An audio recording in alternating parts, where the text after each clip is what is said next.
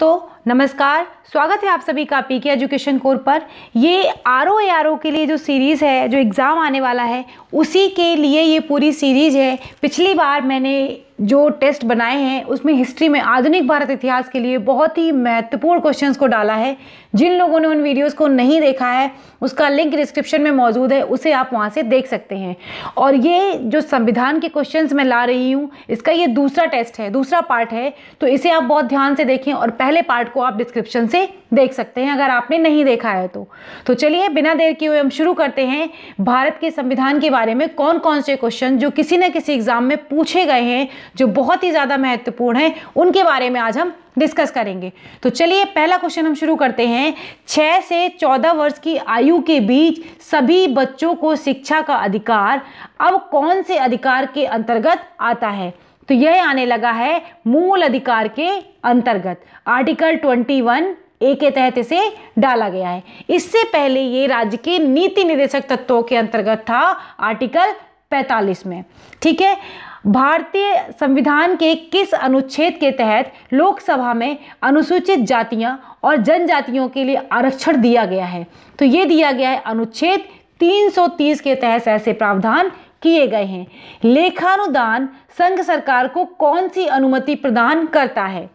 ये प्रदान करता है निश्चित अवधि के लिए भारतीय संचित निधि से धन निकालने के लिए अनुमति देता है।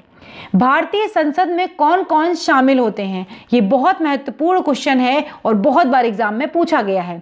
इसमें लोकसभा, राज्यसभा और राष्ट्रपति शामिल होते हैं। कौन लोग शामिल होते हैं? 3 चीजें इसमें शामिल होती हैं, एक तो लोकसभा, राज्यसभा और राष्ट्रपति। भारत एक कल्याणकारी राज्य है, ऐसी अवधारणा कहाँ पर निहित है? संविधान में। तो ये हमारे राज्य के जो नीति निर्देशक तत्व हैं उनके अंदर ऐसी जो अवधारणा है वो समाहित है इसके द्वारा, और ये आयरलैंड से लिए गए हैं। संविधान से, जो आयरलैंड का संविधान है उससे हमने इसे लिया है। और ये वाद योग नहीं है, जैसे हमारे जो मूल अधिकार हैं वो क्या है? वाद योग है, मतलब आप उन्हें न्यायालय में चुनौती दे सकते हैं, लेकिन इनको न्यायालय में चुनौती नहीं दी जा सकती है। इसी के तहत समान कार्य के लिए समान वेतन का भी प्रावधान किया गया है। और ग्राम पंचायतों को संगठित करने का भी ये निर्देश देता है। किसमें? आर्टिकल 40 में। पुराने वीडियो में, पिछले वाले वीडियो में मैंने इसके बारे में बताया है। अनुच्छेद 40 कहता है ग्राम पंचायतों का गठन। अनुच्छेद 41 कहता है कुछ दशाओं में काम, शिक्षा और लोक सहायता पाने का अधिकार। अनुच्छेद 44 कहता है नागरिकों के लिए समान नागरिक संहिता। किसके बारे में बात करता है अनुच्छेद 44? नागरिकों के लिए समान नागरिक संहिता। अनुच्छेद 48 कहता है कृषि एवं पशुपालन का गठन। इसके बारे में बात करता है। तो ये बहुत ही महत्वपूर्ण आर्टिकल हैं जो किसी न किसी एग्जाम में जरूर पूछे गए हैं। अनुच्छेद 51 बात करता है अंतरराष्ट्रीय शांति और सुरक्षा के संवर्धन से संबंधित है। आर्टिकल 41 कहता है काम, शिक्षा और लोक सहायता पाने का अधिकार। आर्टिकल 43A कहता है या का उद्योगों के प्रबंध में कर्मगारों के लिए भाग लेने का अधिकार।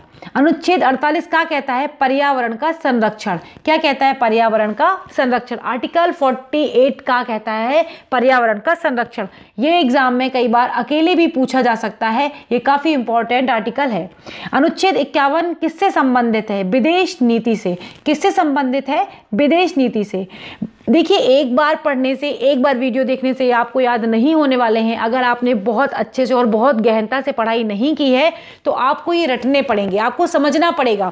और अगर आप कम टाइम में अपने एग्ज़ाम को अच्छे से करना चाहते हैं तो इनका कहीं पर प्रिंट आउट ले लें या फिर इन्हें आप कहीं पर नोट डाउन कर लें, ताकि एग्ज़ाम के 1-2 दिन पहले आप इन्हें फटाफट रिवाइज कर पाएँ, तभी आप कर पाएंगे। और सबसे बेस्ट होता है अपनी नॉलेज को जज करने का तरीका कि आप एक टेस्ट पेपर लगाएं और बाकायदा 2 घंटे में, जिस तरीके से एग्जाम हॉल में आप पेपर देते हैं, आप वैसे ही घर में बैठ के कोई भी टेस्ट पेपर उठा लीजिए। इतनी सारी बुक्स मार्केट में अवेलेबल हैं, आप उसको देखेंगे, आपको बहुत अच्छे से और बहुत आसानी से समझ में आएगा। और बिल्कुल टाइम के अकॉर्डिंग आप जब टेस्ट पेपर लगाएंगे और इस तरीके के क्वेश्चन आपको उसमें मिलेंगे तो आपके बहुत सारे कन्फ्यूज़न दूर होंगे, बजाय इसके कि आप कहीं और जाके टाइम वेस्ट करें बहुत ज़्यादा क्वेश्चन को समझने में। इससे अच्छा है आप कोई भी मार्केट से एक बुक ले आइए, उसके द्वारा उसमें जो क्वेश्चंस दिए गए हैं उनको समझने की कोशिश कीजिएगा। तो ये बहुत ज़्यादा आपके लिए उपयोगी साबित होगा आपके एग्जाम के लिए। भारत के राष्ट्रपति की इच्छा तक अपने पद पर बना रह सकता है। कौन बना रह सकता है? राज्यपाल। राज्यपाल ही है जो राष्ट्रपति की इच्छा तक ही अपने पद पर बना रह सकता है। किसी संसद के सदनों दोनों सदनों में बोलने, अन्य कार्रवाइयों में भाग लेने का अधिकार रहता है, लेकिन वो वोट नहीं डाल सकता है। तो वो है भारत की अटॉर्नी जनरल। मतलब ये क्वेश्चन भी कई बार एग्जाम में पूछा गया है।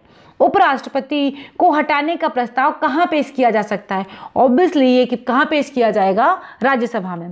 क्षेत्रफल की दृष्टि से भारत की सबसे बड़ी लोकसभा कौन सी है? तो यह है लद्दाख। बात कर रहे हैं, देखिएगा, क्षेत्रफल की दृष्टि से, ये उसकी दृष्टि से बात नहीं कर रहे हैं नंबर ऑफ सीटें कितनी हैं, बात कर रहे हैं क्षेत्रफल की दृष्टि से। तो कहाँ है? लद्दाख में। यह कथन किसका है? राष्ट्रपति का आपातकालीन अधिकार संविधान के साथ धोखा है, ऐसा कहा था हृदयनाथ कुंजरू ने। किसने कहा था?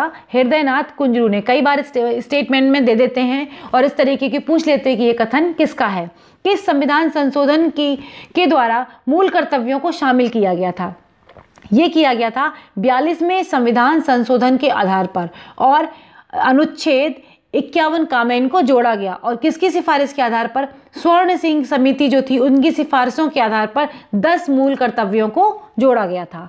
भारत में राष्ट्रपति का चुनाव किस प्रकार से किया जाता है? एकल हस्तांतरणी मत प्रणाली के द्वारा। किसके द्वारा? एकल हस्तांतरणी मत प्रणाली के द्वारा इसको किया जाता है। अगर आपको वीडियो अच्छा लगा है तो प्लीज़ एक लाइक इसे कर सकते हैं। राष्ट्रपति के निर्वाचन मंडल में कौन कौन शामिल होता है? तो देख लेते हैं कौन कौन शामिल होता है। संसद के दोनों सदनों के निर्वाचित सदस्य कौन कौन से, ये ध्यान रखने वाली बात है। मनोनीत की कहीं पर भी बात नहीं की जा रही है, ध्यान रखिएगा, निर्वाचित सदस्यों की बात की जा रही है। सभी राज्यों की विधानसभाओं के निर्वाचित सदस्य, दिल्ली और पुदुचेरी के विधानसभाओं के निर्वाचित सदस्य। कहीं पर भी मनोनीत सदस्यों की बात नहीं की गई है। अगर आपको ऑप्शन में कहीं पर भी मनोनीत दिखता है तो आप सीधे से उसे नकार देंगे। राष्ट्रपति की उम्मीदवारों की प्रस्ताव का अनुसमर्थन कितने निर्वाचकों द्वारा किया जाना चाहिए? ये किया जाना चाहिए 50 निर्वाचकों द्वारा। और पहला तो ये, दूसरा कह रहा है कि 35 वर्ष की आयु का नागरिक हो, इतना तो हो या उससे ज़्यादा हो, या फिर 35 वर्ष की आयु के लिए हो, 5 वर्ष के लिए ये चुने जाते हैं, अपना त्यागपत्र उपराष्ट्रपति को दे सकते हैं, अनुच्छेद 61 के तहत इनके ऊपर महाभियोग भी लगाया जा सकता है, लेकिन इसकी जो सूचना होती है 14 दिन पहले पूर्व में देनी होगी। और यह प्रक्रिया क्या है? अर्ध न्यायिक प्रक्रिया है ये। राष्ट्रपति के चुनाव से संबंधित विवाद को किसको सौंपा जाता है? ऑब्वियस सी बात है, सर्वोच्च न्यायालय। किसको सौंपा जाएगा? सर्वोच्च न्यायालय को। यदि राष्ट्रपति अपने पद से त्यागपत्र दे देता है तो उसके स्थान को कौन ग्रहण करता है? अगर उपराष्ट्रपति होगा तो उपराष्ट्रपति, अगर उपराष्ट्रपति नहीं है तो क्या कौन करेगा? सर्वोच्च न्यायालय का मुख्य न्यायाधीश। अभी आप हमें बताएंगे कि सर्वोच्च न्यायालय के जो मुख्य न्यायाधीश हैं ऐसे कौन रहे जिन्होंने राष्ट्रपति पद का निर्वहन किया है। संघ की समस्त शक्तियां किसको प्राप्त हैं? राष्ट्रपति को। किसको प्राप्त हैं? राष्ट्रपति को। आर्टिकल 35 के तहत राष्ट्रपति लोकसभा को कब भंग कर सकता है? केंद्र का जो मंत्रिमंडल है उसकी अनुशंसा पर राष्ट्रपति लोकसभा को भंग कर सकता है। किसी अनुच्छेद के द्वारा, मतलब किस अनुच्छेद के द्वारा राष्ट्रपति संयुक्त बैठक को आहूत कर सकता है? 108 के तहत। अब आप हमें ये बताएंगे कि संयुक्त बैठक का प्रावधान किन किन में है। राष्ट्रपति संसद की दोनों सदनों द्वारा पारित किसी बिल पर अपनी स्वीकृति को रोक सकता है। अनुच्छेद 111 के तहत वो अपने बिल, किसी भी बिल पर अपनी स्वीकृति को रोक सकता है कि वो राष्ट्रपति के लिए उस बिल को रोक लेगा। वर्तमान में कितने राज्यों में द्विसदनीय विधायिका हैं? 7 राज्यों में। कौन कौन से वो राज्य हैं? कमेंट में आप हमें बताएंगे कि कौन कौन से वो राज्य हैं। भारतीय संविधान के अनुच्छेद 330 से 342 तक किससे संबंधित हैं? यह संबंधित हैं लोकसभा में अनुसूचित जाति, अनुसूचित जनजाति के आरक्षण तथा इनके प्रतिनिधित्व से। वह कौन सा संवैधानिक अधिकार है जो राष्ट्रपति को प्राप्त नहीं है? क्या है? वित्त विधेयक को पुनर्विचार के लिए नहीं लौटा सकता है। ये कौन निर्णय देता है कि कोई विधेयक वित्त विधेयक है या नहीं, या धन विधेयक है? ये कौन निर्णय देता है? ये आप हमें कमेंट में बताइएगा। संसद के लिए राष्ट्रपति का अभिभाषण कौन तैयार करता है? केंद्र का मंत्रिमंडल। कौन तैयार करता है? केंद्र का मंत्रिमंडल।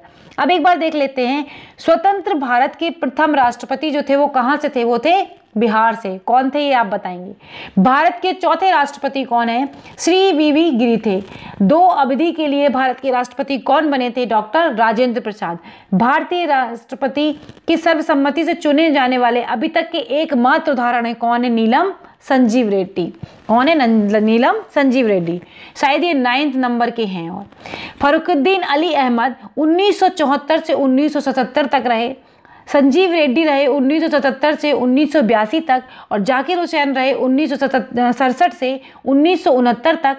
और वीवी गिरी रहे 1969 से 1974 तक। देखिए किस तरीके से इनका कार्यकाल दिया गया है। भारत के राष्ट्रपतियों में दार्शनिक शासन के रूप में किसे जाना जाता है? डॉक्टर राधा कृष्णन को। किसको जाना जाता है? डॉक्टर राधा कृष्णन को। भारत की उपराष्ट्रपति का चुनाव कैसे होता है? देखिए इसमें क्या होता है, लोकसभा और राज्यसभा के सांसदों द्वारा, और राज्यसभा में प्रस्ताव कर पारित कर इन्हें हटाया भी जा सकता है। मतलब इनका चुनाव कैसे होता है? लोकसभा और राज्यसभा के सांसदों द्वारा, और उसके बाद इनको हटाने के लिए भी राज्यसभा में प्रस्ताव पारित किया जा सकता है। यही राज्यसभा के सभापति भी होते हैं, इन्हें हम सभापति के नाम से भी जानते हैं। अनुच्छेद 78 में क्या है? प्रधानमंत्री के दायित्व का वर्णन किया गया है। किसका वर्णन किया गया है? दायित्व का वर्णन। संसदीय व्यवस्था में वास्तविक शक्तियां किसके हाथों में निहित होती हैं? ये होती हैं प्रधानमंत्री के हाथों में। किस संविधान संशोधन के द्वारा मतदाताओं की न्यूनतम उम्र जो थी 21 से घटाकर 18 वर्ष कर दी गई? 61वें संविधान संशोधन के द्वारा। सुप्रीम कोर्ट द्वारा आज तक दूसरी सबसे बड़ी खंडपीठ किस केस में बनी है? ये बनी है गोलकनाथ केस में। जो व्यक्ति संसद का सदस्य नहीं है वह कितने दिनों तक केंद्रीय मंत्री रह सकता है? तो मात्र 6 महीने तक ही वो रह सकता है। उसे कहीं ना कहीं किसी न किसी संसद का सदस्य बनना ही पड़ेगा। दोनों सदनों में से किसी का भी उसे बनना पड़ेगा। लोकसभा में मंत्रिपरिषद के विरुद्ध अविश्वास प्रस्ताव लाने के लिए न्यूनतम सदस्य संख्या कितनी होनी चाहिए? तो वो होनी चाहिए 50। अविश्वास प्रस्ताव लाने के लिए कितनी संख्या होनी चाहिए? 50। एक से अधिक बार जो मंत्री पद पर रहे, जो प्रधानमंत्री बने हैं, वो लोग कौन कौन हैं? जवाहरलाल नेहरू, इंदिरा गांधी, गुलजारीलाल नंदा, अटल बिहारी वाजपेयी, मनमोहन सिंह, और अभी फिलहाल में आप देख रहे हैं नरेंद्र मोदी जी को।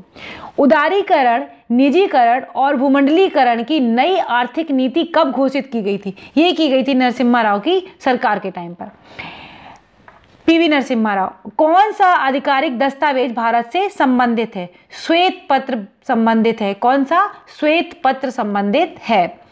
अब अगर हम बात करते हैं, ये जो पूरे क्वेश्चंस मैं आपके साथ डिस्कस कर रही हूँ, ये सारे के सारे क्वेश्चंस बहुत ज़्यादा महत्वपूर्ण हैं और किसी न किसी एग्जाम में ज़रूर पूछे गए हैं। मैं बार बार आपको बोल रही हूँ, ये इनको बहुत गहनता से समझें और इनको बहुत अच्छे से कहीं पर लिख लें, ताकि एग्जाम में आपको इनसे कोई परेशानी ना हो, आप आसानी से अपने क्वेश्चन आंसर को टिक कर सके। तो ये पूरा वीडियो था जो मैंने आपके साथ डिस्कस किया। अगर आपको वीडियो अच्छा लगा है तो प्लीज़ इसे लाइक करें, शेयर करें, और अगर अभी तक आपने हमारे चैनल को सब्सक्राइब नहीं किया है तो प्लीज़ चैनल को सब्सक्राइब करें, बेल आइकन को हिट करें, ताकि जब भी मैं कोई नया वीडियो डालूं आप हमेशा हमसे जुड़े रहें। अगले वीडियो में फिर मिलेंगे, तब तक के लिए बाय बाय दोस्तों, नमस्कार।